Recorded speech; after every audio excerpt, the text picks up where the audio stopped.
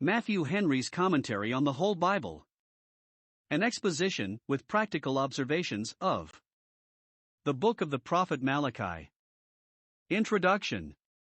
God's prophets were his witnesses to his church, each in his day, for several ages, witnesses for him and his authority, witnesses against sin and sinners, attesting the true intents of God's providences in his dealings with his people then and the kind intentions of his grace concerning his church in the days of the Messiah, to whom all the prophets bore witness, for they all agreed in their testimony. And now we have only one witness more to call, and we have done with our evidence, and though he be the last, and in him prophecy ceased, yet the spirit of prophecy shines as clearly, as strongly, as brightly in him as in any that went before, and his testimony challenges an equal regard.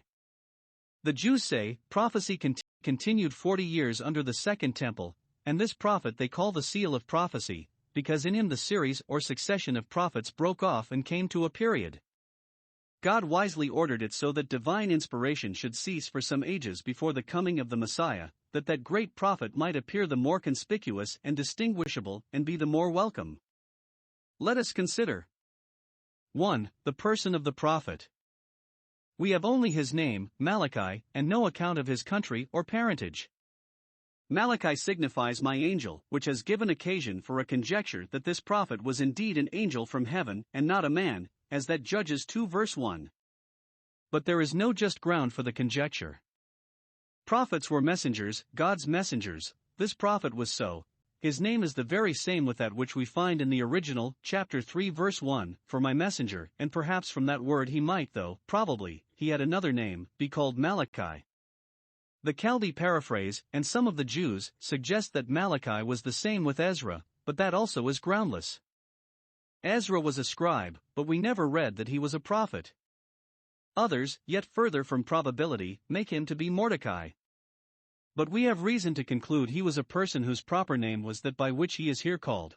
The tradition of some of the ancients is that he was of the tribe of Zebulun, and that he died young. 2. The scope of the prophecy. Haggai and Zechariah were sent to reprove the people for delaying to build the temple. Malachi was sent to reprove them for the neglect of it when it was built, and for their profanation of the temple service, for from idolatry and superstition they ran into the other extreme of impiety and irreligion, and the sins he witnesses against are the same that we find complained of in Nehemiah's time, with whom, it is probable, he was contemporary.